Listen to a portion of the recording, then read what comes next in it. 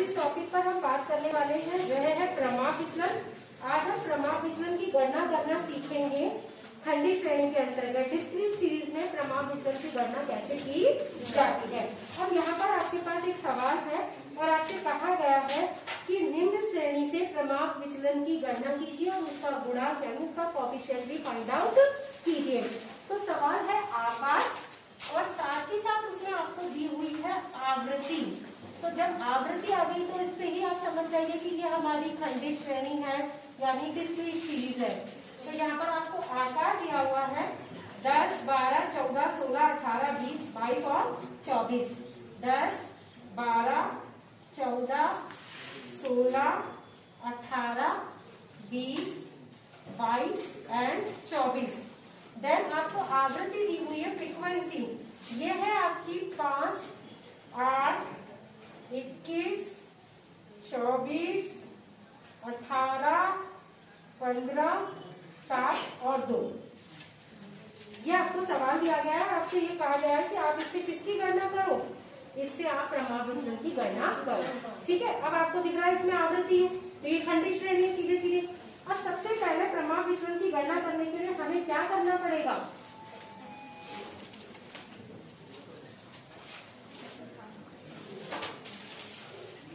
सबसे पहले प्रमाप विचलन की गणना करने के लिए हम विचलन किससे लेंगे, किससे लेंगे विचलन, x से, समांतर माध्य से लेंगे। इसका मतलब सबसे पहले हमें किसकी गणना करनी पड़ेगी, समांतर माध्य की गणना करनी पड़ेगी।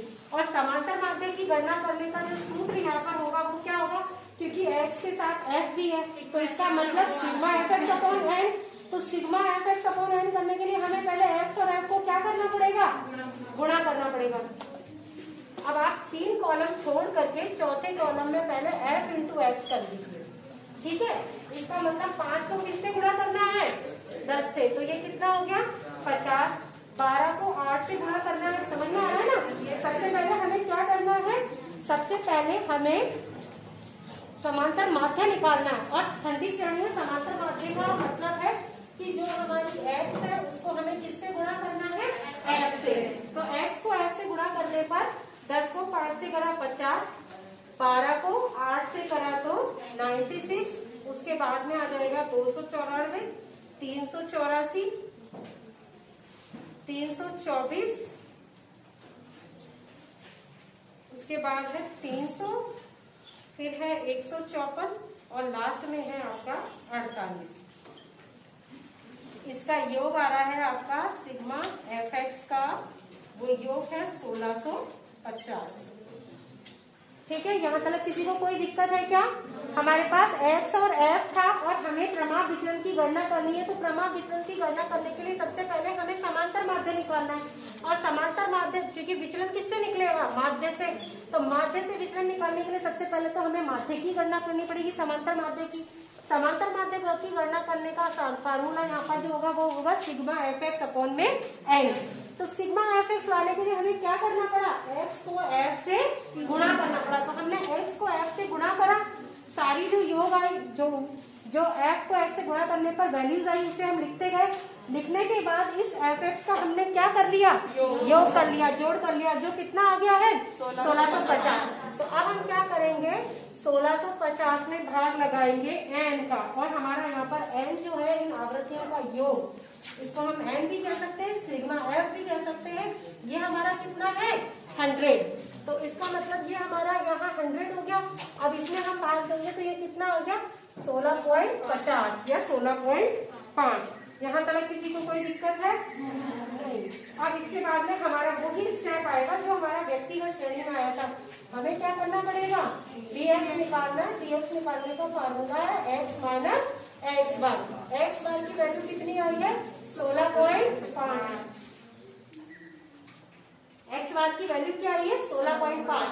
और हमें बार बार हर x में से क्या करना पड़ेगा 16.5 को हटाना पड़ेगा। अगर माइनस का है तो माइनस का साइन लगाएंगे, प्लस का है तो प्लस का साइन लगाएंगे। जैसे यहाँ पर 10 है, 10 में से हमको 16.5 घटाना है तो हमारा क्या आएगा यहाँ पर माइनस 6.5। उसके बाद में 12 है तो क्या आएगा माइनस 4.5।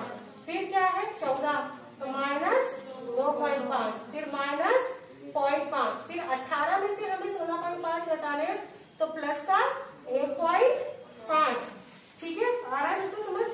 फिर 20 में से हमें 16.5 घटाना है तो प्लस का 3.5, फिर प्लस का 5.5 और फिर लास्ट में आ जाएगा प्लस का 7.5। समझ में आया कि हमने क्या किया, सबसे पहले समांतर माध्य जो था वो निकाला, 16.5 यानी 16.5 आया। अब हम dx निकाल रहे हैं तो dx निकालने के लिए हमें x में से x बार को घटाना होगा।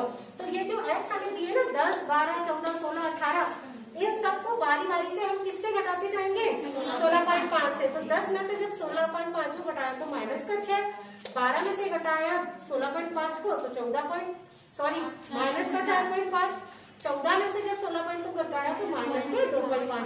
तो इस तरह से बारी बारी से हम हर x को x बार से घटाते चले गए। माइनस का साइन आएगा तो माइनस का लगाएंगे, प्लस का साइन आएगा तो प्लस से लगाएंगे। अब हमें क्या करना है, इस dx का क्या करना था, dx स्क्वायर यानी x माइनस एक्स बार का होल स्क्वायर करना है। यानी हम आपको क्या करना है, माइनस के 6.5 को माइनस के 6.5 से ही क्या करना है, गुणा करना है।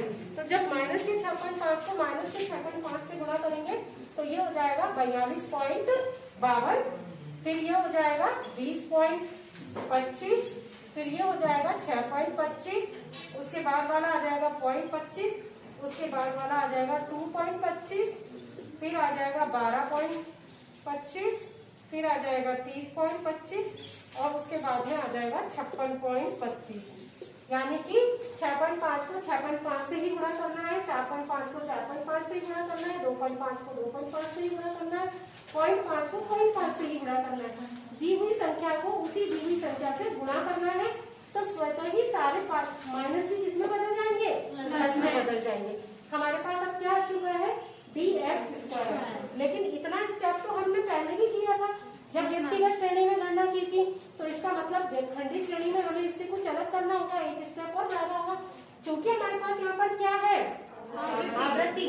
तो इस dx स्क्वायर को हमें किससे भी गुणा करना पड़ेगा, आवृत्तियों से भी गुणा करना पड़ेगा। तो f इंटू dx स्क्वायर, इसका मतलब 42.52 जो है उसे आपको किससे गुणा करना है, 5 से। 20.25 को आपको किससे गुणा करना है, 5 से। समझ में आ रहा है। तो अब इसको जब हम 42.5 को 5 से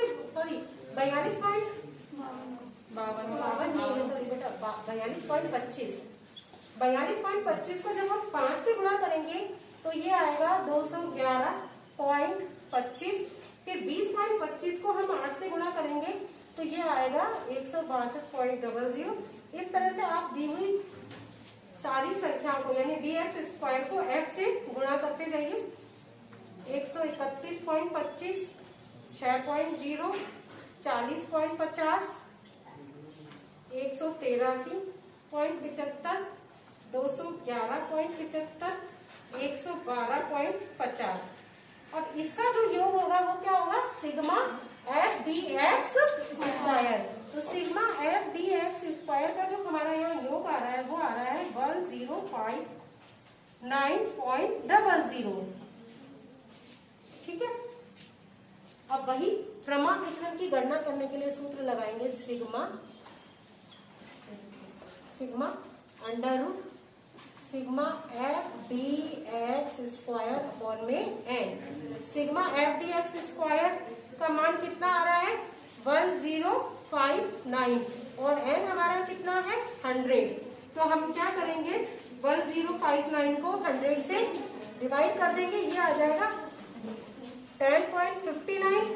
अब इस 10.59 का हमें क्या लेना है, अंडर रूट लेना है, तो ये आ जाएगा 3.25।